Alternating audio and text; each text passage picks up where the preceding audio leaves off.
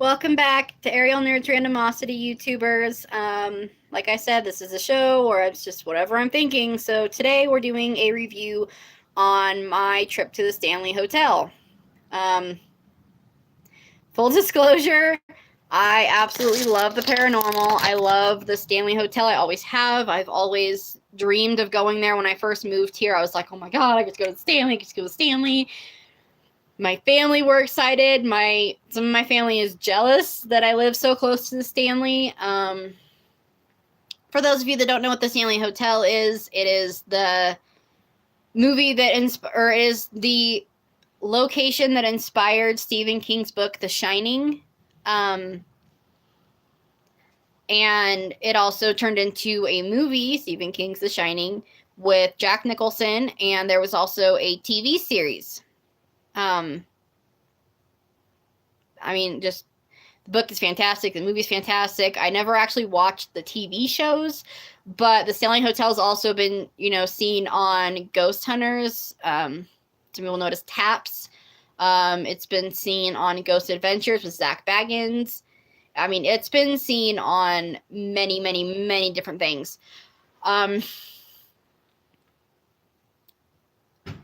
I was kind of disappointed. I really was. Don't get me wrong. Going to the Stanley itself was amazing. Getting to see the grounds, getting to see the music hall, everything that I got to see was just perfect. It was outstanding. It was everything I hoped it would be. This is just a review of the tour itself. So this isn't my first time going to a haunted location, and I say haunted because people believe in it, people don't, and I'm not going to tell you yes or no. But I've been to the Winchester Mystery House, which, by the way, people, oh my God, you have to go. It's amazing. That is definitely, if you love, or you're curious, or you love architecture or the paranormal, just go. You will not be disappointed. It was so much fun.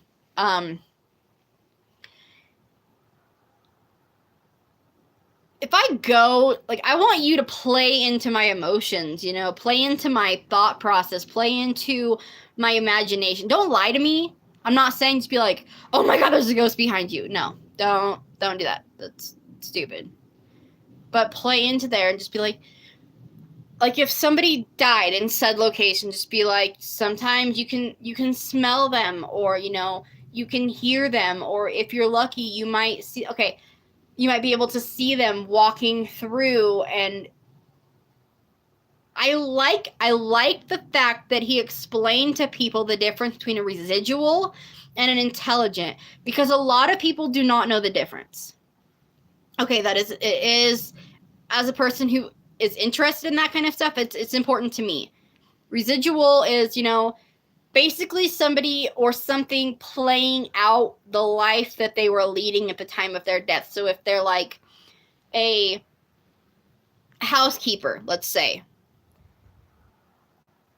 play into my imagination that sometimes you can still hear the wheels of the trolley, or if you listen carefully, you might be able to hear this, or they've still clocked in every day since they died. Okay, that was not mentioned. There was a housekeeper, though, that passed away, and she was beloved by the people that ran the Stanley, that owned it, and they took very phenomenal care of her. They were fantastic people, and I didn't know this until after my tour, so this is not part of the tour. It should have been, but there was actually a lady that passed away there, and they had taken such good care of her that after she got hurt. After she got hurt, they took care of her, and then she came back to work. They're like, you don't have to work. We'll take care of you. And she said, no, I love my job. She came back to work, and worse came to worse, and she ended up passing away after a few years. And then,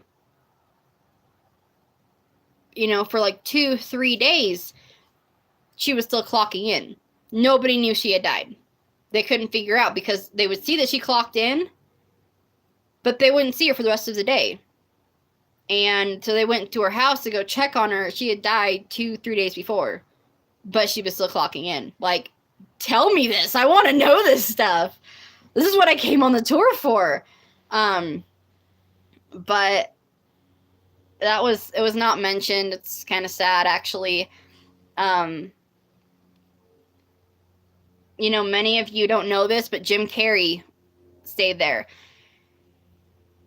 And he is so, to this day, I won't say he's still distraught, but he's so conflicted about what he went through when he stayed there during the taping of Dumb and Dumber. Because in Dumb and Dumber, they went to the Aspen Hotel or something like that. That's actually the Stanley. That's legitly the Stanley. But he was so conflicted that he told people that if Dumb and Dumber 2 was going to take place there, he would not be in it. And he did not manage to stay the full night. He left before the night was over, never came back.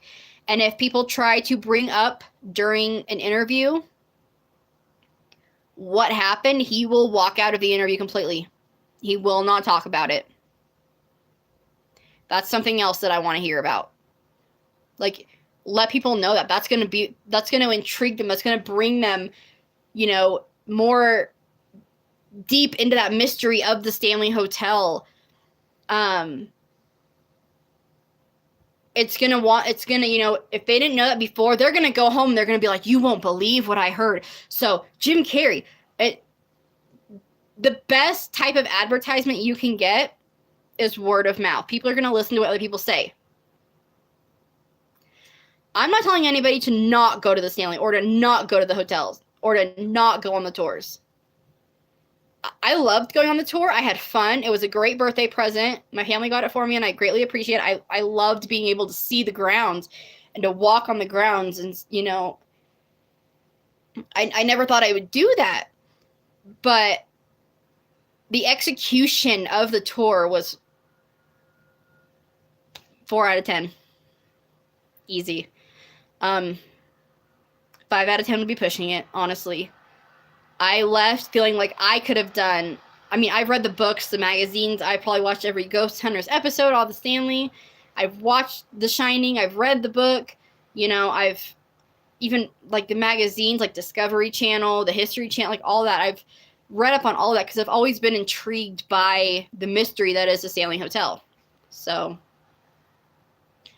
like I said, kind of a disappointment, but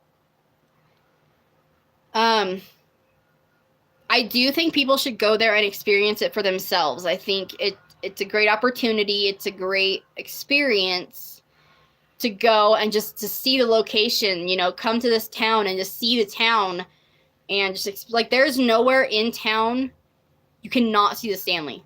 You can see the Stanley everywhere in town. I mean, I work right in front of the Stanley. It's amazing. It's phenomenal. Oh my gosh, but it's picturesque to say the least. But you know, if I go on a ghost tour, I don't want to hear that the color that it used to be before it was white and red. Not what I came there for.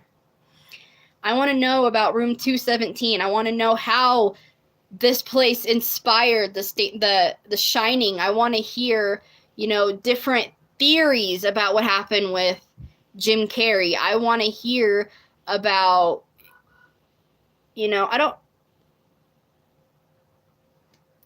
don't sit there on a tour and disclaim people's experiences. Feed into them so people get more into the mystery. Not saying lie, but just feed into them more. You know, don't sit there and leave out the good, juicy bits of why people go. Like, I've told you guys more juicy bits in this last 10 minutes than they told me on the whole tour. And the only reason why Jim Carrey was brought up on the tour was because my fiance brought it up. So, word of mouth, Stanley Hotel. Word of mouth is your best advertisement. My word of mouth right now is telling people to go experience it, but hopefully they get a better experience than mine. What does that tell you?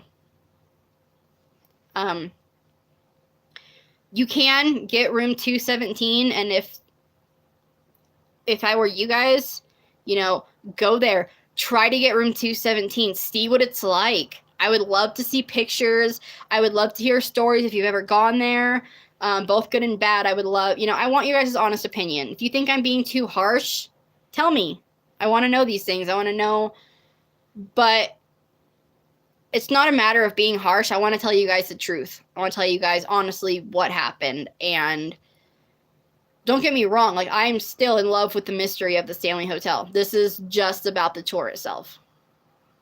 It was